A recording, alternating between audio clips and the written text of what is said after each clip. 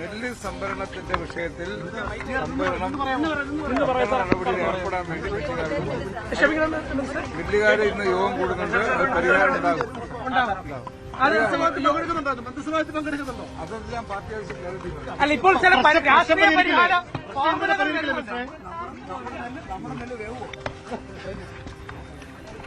GRNിലെ MN സ്മാരകത്തിലേക്ക് വരികയാണ്. ഒപ്പം അവിടെ റവന്യൂ മന്ത്രി കെ രാജൻ നേരത്തെ തന്നെ എത്തിയിട്ടുണ്ട്. എന്തായാലും CPM ഗൗരവമുള്ള ആലോചനകളിലേക്കാണ്. മന്ത്രിസഭാ യോഗത്തിൽ പങ്കെടുക്കുമോ എന്ന ചോദ്യത്തിന് അത്ര വ്യക്തത വരുത്താതെയാണ് അദ്ദേഹം പോയതും. ജോർജ് പുടിപ്പാറ മാധ്യമപ്രവർത്തകൻ നമുക്കൊപ്പമുണ്ട്. ശ്രീ ജോർജ് പുടിപ്പാറ, രണ്ട് വിഷയമാണ് ഇത്. കേന്ദ്രത്തിന് കത്തയച്ചാലും ഇല്ലെങ്കിലും അതിൻ്റെ സാങ്കേതികതയ്ക്കും അപ്പുറം പിഴവ് പറ്റിയത് ഒന്ന്, CPIയെ മുന്നണിയെ അത് വേണ്ടത്ര അറിയിക്കാതെ, സ്വന്തം മന്ത്രിസഭാ യോഗത്തിൽ ചർച്ച ചെയ്യാതെ, CPM മന്ത്രിമാരെ അറിയിക്കാതെ ഈ തീരുമാനത്തിലേക്ക് പോയി. അത് CPM അഡ്മിറ്റ് ചെയ്യുന്നു. രണ്ടാമത്തെ കാര്യം, ഇതിൽ രാഷ്ട്രീയമായ പിശക് പറ്റിയിട്ടുണ്ട്. കാരണം പാർട്ടിയുടെ നയത്തിന് വിരുദ്ധമായി ഒപ്പിട്ടതിൽ പിശക് പറ്റി. ഈ രണ്ട് കാര്യങ്ങളും അംഗീകരിച്ച് ഇതിൽ നിന്നൊരു പിന്നോട്ട് പോക്കിനാണോ CPM ആലോചിക്കുന്നത്? താങ്കൾ അങ്ങനെ നിരീക്ഷിക്കുന്നുണ്ടോ? കാരണം സാഹചര്യത്തിൻ്റെ സമ്മർദ്ദം മൂലം ഒപ്പിട്ടു എന്ന് മന്ത്രി അടക്കം നേരത്തെ വിശദീകരിച്ചതാണ്. അതുകൊണ്ട് രാഷ്ട്രീയപരമായ പിശകും ഇതിൽ CPM അംഗീകരിച്ച് തന്നെ പിന്നോട്ട് പോകാനാണോ സാധ്യത?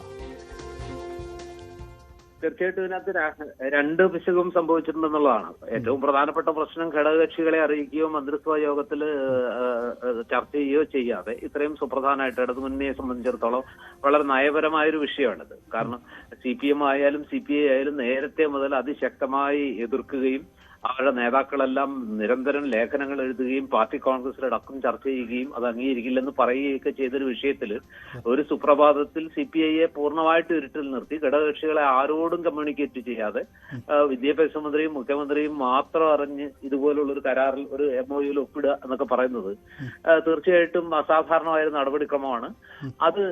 അതില് ശരിക്കും പറഞ്ഞാൽ സാങ്കേതികത്വമൊക്കെ എന്തൊക്കെ പറഞ്ഞാലും സാമ്പത്തിക കാര്യങ്ങൾ എന്തൊക്കെ പറഞ്ഞാലും അതിനകത്തൊരു ന്യായീകരണം ഇല്ല എന്നുള്ളതാണ് വസ്തുത. അതുകൊണ്ടാണ് മുമ്പ് ഒരിക്കലും ഉണ്ടാകാത്ത രീതിയിൽ വളരെ ധാർമ്മികമായിട്ട് തന്നെ രാഷ്ട്രീയമായിട്ട് തന്നെ തങ്ങൾക്ക് കൃത്യമായി ഇതിനകത്ത് ഒരു എഡ്ജ് ഉണ്ടെന്ന് CPI മനസ്സിലാക്കുകയാണ്.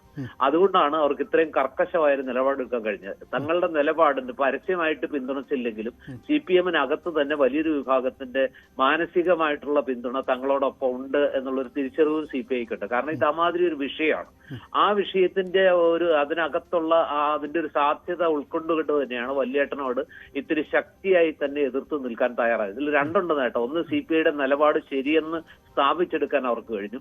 മാത്രമല്ല ശ്രീ പിണറായി വിജയനെ പോലെ ഒരാളെ കൊണ്ട് ഈ വിഷയത്തിൽ വീണ്ടും വിചാരം നടത്തിക്കാനും ചർച്ചകളിലേക്ക് തങ്ങൾക്കടുത്തേക്ക് വരാനും ഒക്കെ പ്രേരിപ്പിക്കാൻ കഴിഞ്ഞു എന്നുള്ളത് ഇതിനു മുമ്പ് CPIക്ക് പറ്റാത്ത കാര്യങ്ങളാണ്. പലപ്പോഴും CPM എടുക്കുന്ന തീരുമാനങ്ങളുമായിട്ട് മനസ്സുകൊണ്ട് യോജിച്ചില്ലെങ്കിൽ പോലും അവർ അംഗീകരിക്കാൻ നിർബന്ധിതരാകുമായിരുന്നു. പക്ഷെ ഈ വിഷയത്തിൽ CPMനെ തീർച്ചയായിട്ടും തങ്ങളുടെ വരുതിയിലേക്ക് കൊണ്ടുവരാൻ അവർക്ക് കഴിഞ്ഞു എന്നുള്ളത് രാഷ്ട്രീയമായിട്ട് CPIക്ക് നൽകുന്ന ഒരു ആത്മവിശ്വാസം ചെറുതല്ല. മാത്രമല്ല ഇപ്പൊ ഈ പറഞ്ഞ പോലെ ഒരു കത്തെങ്കിലും അയക്കാതെ CPI പിന്നോട്ടില്ല എന്ന ഒരു കൃത്യമായ നിലപാടെടുത്തിരുന്നു. ആ നിലപാട് ഇപ്പൊ CPIയും മനസ്സിലാക്കുന്നു. ഇതിന് എളുപ്പവഴിക്ക് പരിഹാരമില്ല എന്നവർ തിരിച്ചറിയുന്നു. അതിന്റെ ഒരു ഇതാണ് ഇന്നത്തെ സെക്രട്ടേറിയറ്റ് യോഗത്തിൽ ഉണ്ടാകുന്നത്. ഇത് CPIക്ക് രാഷ്ട്രീയമായിട്ടും ധാർമ്മികമായും വലിയ വിജയം തന്നെയാണെന്ന് അംഗീകരിക്കാതെ പറ്റില്ല. അത് വലിയ നേട്ടമാണ് അവരെ സംബന്ധിച്ച്. CP ജോൺ കൂടി നമുക്കൊപ്പമുണ്ട്. ശ്രീ CP ജോൺ, ഇതിൽ CPI എടുത്ത നിലപാട് എനിക്ക് തോന്നുന്നു ഈ കഴിഞ്ഞ രണ്ട് സർക്കാരുകളുടെ കാലത്തും CPIക്ക് ചില വിഷയങ്ങളിലാണ് കടുത്ത നിലപാടുകൾ എടുക്കാൻ കഴിഞ്ഞത്.